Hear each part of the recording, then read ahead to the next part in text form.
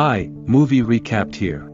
Today I am going to explain an action drama comedy film called Big Brother. Spoilers ahead, watch out and take care.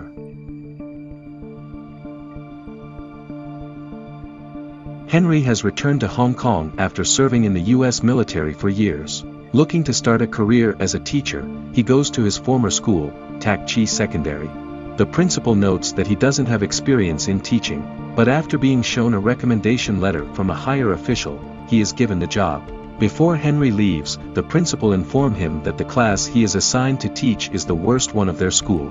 The morning of his first day at school, Henry walks into the class to see that it is in absolute chaos.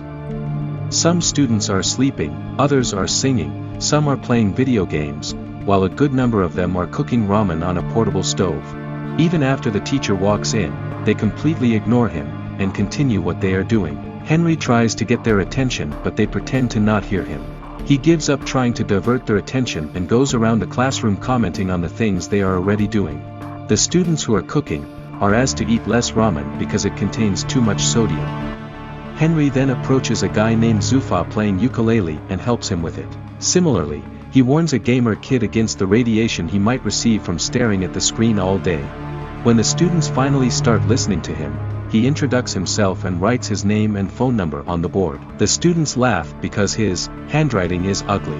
Then, someone from the students calls him and asks him to leave the class, but Henry laughs it off. The kids ignore him yet again, and continues with the activities they are doing before his arrival. Having enough of it, Henry uses a rubber band and chalk to trigger the fire sprinkler in the room. The students quickly spread out to keep themselves from getting wet. He finally gets full attention and officially welcomes them to his class. Welcome to my class! After class, a group of 5 lowest-ranking students gathers in the sports supply room to smoke. The leader of the group, Jack, has a crush on an A-grade student from another class. The others find him staring at her picture and make fun of him. The group has a rivalry with the rich and spoiled kids from the school's basketball team. They enter the supply room and mock Jack as usual because he is poor. Later, the basketball team is practicing while Jack and the group watch them from nearby. Jack drops a bottle to the court which causes the team leader to fall.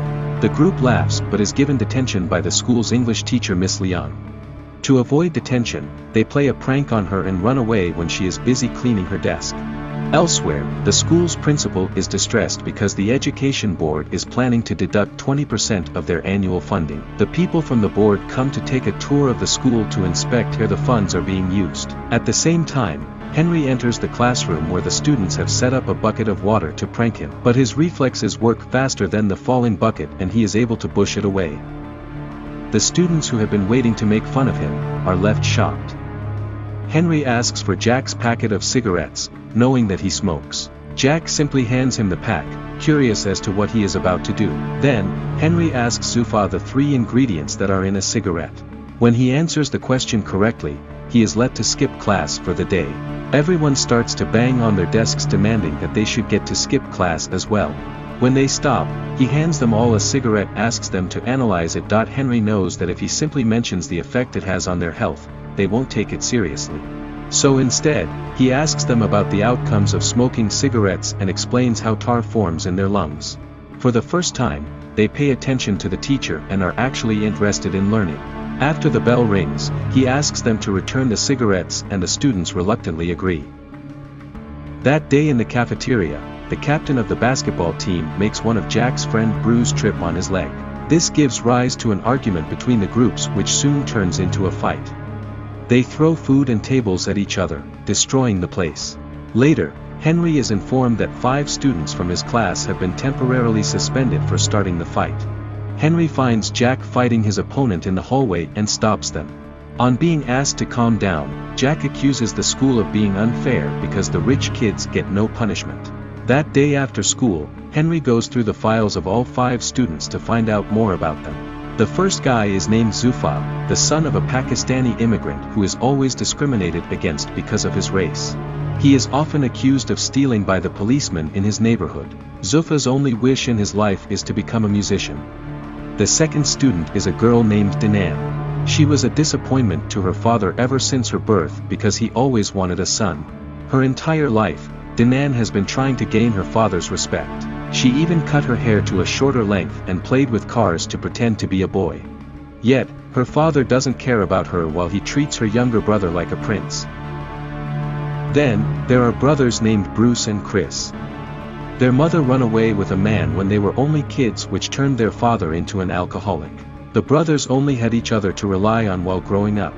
Bruce became obsessed with video games to escape reality while Chris worked hard in a grocery store to make money for the family. Lastly, Henry can find no information about Jack's family background. In the following scene, we see Jack working at a restaurant as a waiter. An MMA bettor Jianying arrives at the restaurant with his business partners. When Jianying isn't looking, Jack steals his fancy lighter but is caught. Jianying's men beat him up as he checks Jack's ID. After finding out that he is a student, he gives him some money and offers him a job as their food delivery man. Somewhere else, Henry visits Zufa's home and finds him running away from his father and his associates after stealing a ticket. He helps him at first, but after finding out why he is being chased, he takes the father's side. Then, he and Zufa come to hang out at the Bridre. To motivate Zufa into doing whatever he wants, Henry sings with a band performing in the streets. Seconds later, Zufa joins him and sings in front of people for the first time after being bullied at school years ago.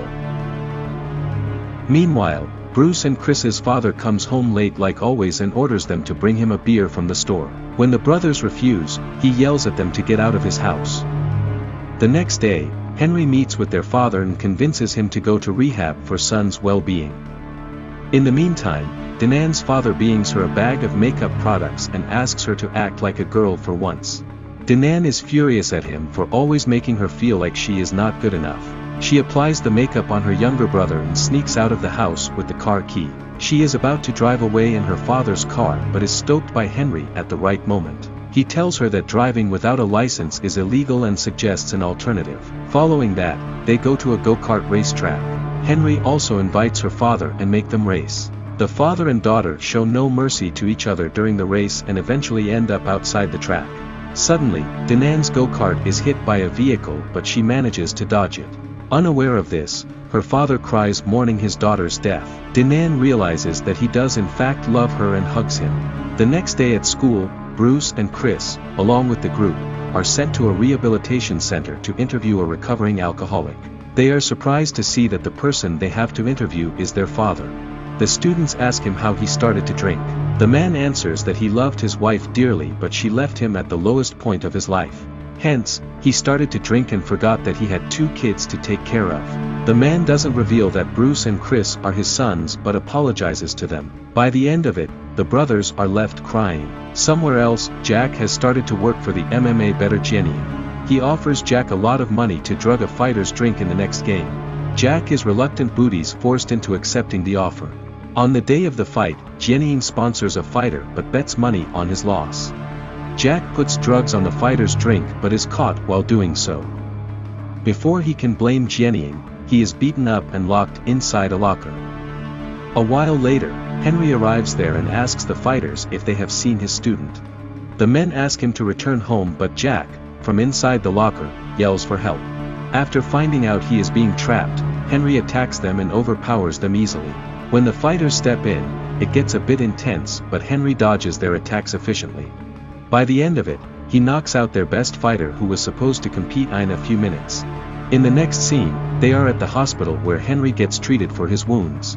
Jack tries to reveal the truth about Jianying but is made to shut up. The news makes it to the television and Henry starts being known as a man beat up a professional fighter to save his student. His popularity in school grows and the students start to respect him. They even get up to welcome him to the class, in contrast to how they were earlier. A flashback shows us that Henry used to be a prankster when he was in school. He even threw water balloons at a student who was playing piano for the parents in an event.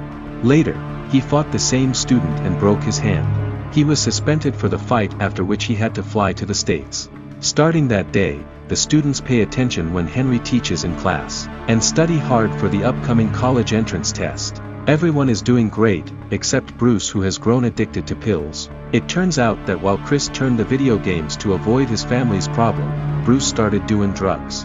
Because he is unfocused, he does very badly in the mock entrance test. Henry promises to help him but Bruce grows more depressed with time.